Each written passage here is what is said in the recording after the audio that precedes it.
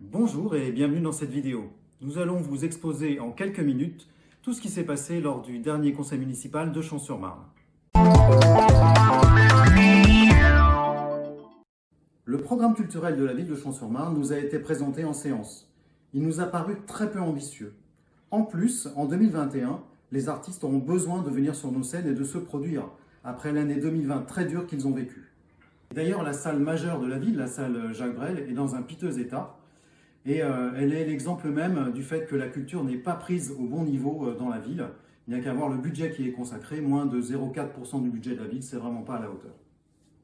Nous avons approuvé le programme des mini-séjours et des séjours proposés aux enfants et aux jeunes, ainsi que les tarifs.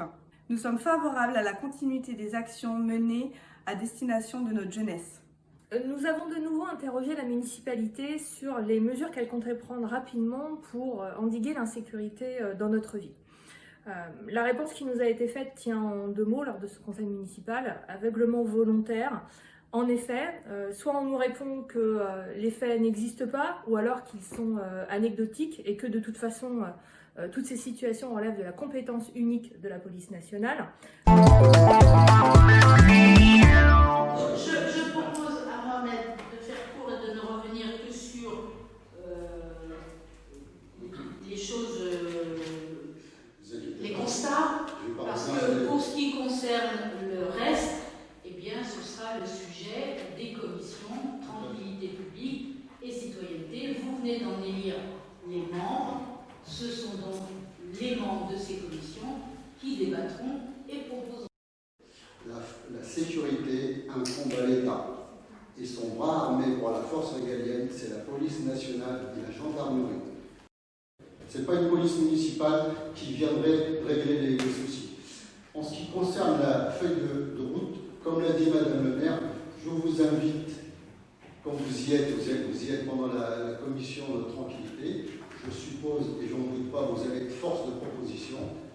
Nous souhaitons savoir pourquoi, comparé de toutes les autres commissions, la commission tranquillité publique ne s'est pas encore réunie depuis le début de la nouvelle mandature, alors que les Campésiens nous font remonter depuis de nombreuses semaines des incidents. Donc vous comprendrez qu'il est désormais plus possible de nier la situation et de répondre aux Campésiens que tous ces sujets relèvent de la seule police nationale et ne concernent pas la municipalité. Et donc, à quelle date la commission tranquillité publique sera-t-elle donc réunie afin que ces sujets puissent concrètement être entendus et traités? Évidemment, nous sommes sensibles à ce qui peut arriver à notre population et nous sommes à la recherche des meilleurs moyens. Et sans vouloir vous casser le moral, je pense qu'il ne suffira pas simplement que la commission se réunisse pour que les problèmes soient traités. Maintenant que le budget a été défini, vous recevrez vos petites convocations et l'ordre du jour pour une commission au mois de janvier. Notre politique de sécurité a été présentée aux Campésiens et ils l'ont approuvée. 3 interpellations ont été faites pour trafic de drogue. 2 jeunes mineurs sur Pablo Picasso, dont un venant de Lagny-sur-Marne et un de Brie-sur-Marne. Une interpellation au Bois de Grâce pour trafic de variclin campésien. Et une affaire beaucoup plus grave que vous n'aviez pas citée, mais nous, comme on est à jour et on est toujours à l'affût pour mettre la pression sur la police, 2 interpellations de Campésiens avenue des Pyramides pour kidnapping et séquestration dans le coffre de leur véhicule. Les 2 individus ont été déférés de suite aux assises. Vous voyez, on s'est fait grave, nous, la municipalité et le service tranquillité publique, nous sommes toujours à l'affût et en contact.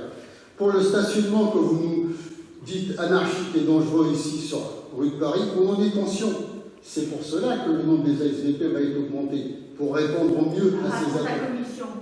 Non ? Voilà, la commission. Alors, pour la deuxième question... Non, elle n'a pas été lue. Elle n'a pas été lue, c'est vrai. Elle était lancée. Deuxième question, M. Zaguet.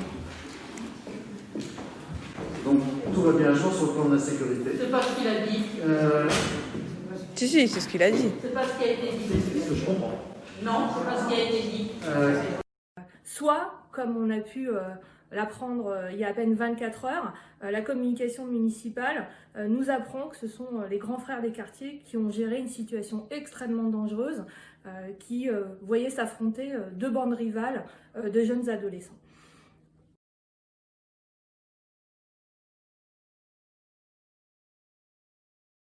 d'installer un système de vidéoprotection sur notre ville. Nous avons posé la question à l'équipe municipale pour connaître le calendrier de cette consultation. Il nous a été répondu que ceci attendrait certainement l'année 2023, étant donné que la municipalité considérait avoir d'autres priorités à gérer d'ici là. L'un des sujets qui nous tient à cœur est celui de la collaboration avec la Cité Descartes. Il nous a été présenté en séance une action certes intéressante qui va concerner 24 élèves de la ville qui vont bénéficier d'un atelier avec des étudiants pour faire du codage informatique. 24 élèves sur plusieurs milliers, quelques étudiants sur 18 000 étudiants et quelques centaines de professeurs. Ça ne nous paraît vraiment pas à l'échelle, d'autant qu'il ne nous a pas été présenté d'autres types d'actions de collaboration avec la Cité Descartes. Le premier adjoint de la mairie de Champs, qui est également le responsable des relations avec la Cité Descartes au niveau de l'agglomération, nous a expliqué que les étudiants étaient une population très difficile avec laquelle travailler parce qu'ils avaient des partiels. Cette raison nous paraît farfelue et montre que le travail avec la Cité Descartes n'est pas du tout au niveau où il devrait être. Ils ont des partiels. Ils ont d'abord des partiels, ensuite viennent se rapprocher des vacances scolaires. Donc, voilà, c'est pas simple de travailler avec les étudiants non plus, parce qu'ils ne peuvent pas se fier simplement aux demandes que nous faisons. La situation économique actuelle et celle des prochains mois ont fait que nous nous sommes interrogés sur la situation des entreprises, des commerces et des restaurants de la ville.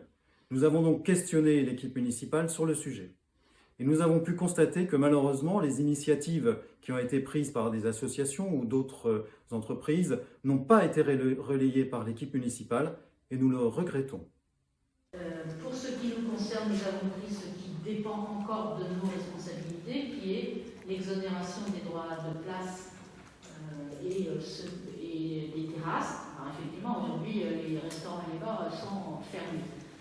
Donc l'intercommunalité a un service dédié pour aider les entreprises dans ce maquis et aller vers les fonds de solidarité, les prêts rebonds, les reports d'échéances fiscales et sociales, les prêts garantis par l'État à hauteur de 90% pour soutenir la trésorerie, puisqu'il y a énormément de dispositifs.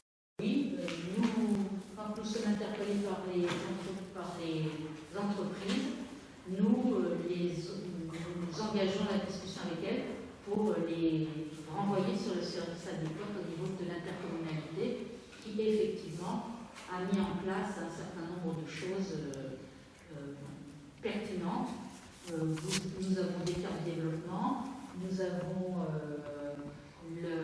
ça s'appelait précédemment le BASE, donc c'est organisé.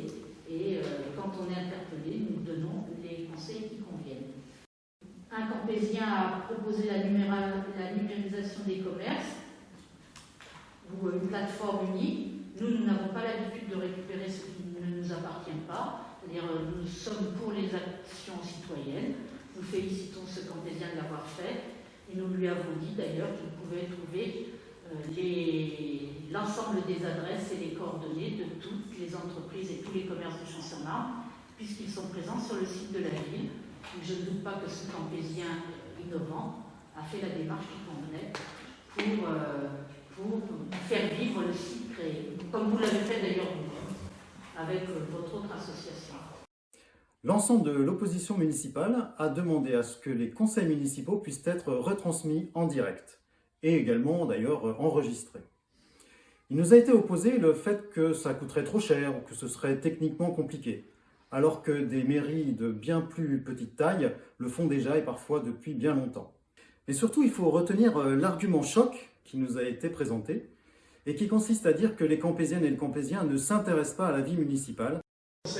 Ce soir, nous avons 3 présents. D'habitude, on en a 5 ou 6. Je pense que, comme dirait un élu, et les autres, oui, c'est vrai, les autres, ils se déplacent pas. Mais invitez plutôt vos voisins à venir déjà, pour commencer dans la salle. Ce serait plus chaleureux que les obliger à regarder une télé où ils ont, pour certains, près de 200 chaînes différentes qui sont peut-être plus agréables que nos débats. On ne s'oppose pas à l'idée de le faire à terme, mais aujourd'hui, nous n'avons pas les moyens techniques.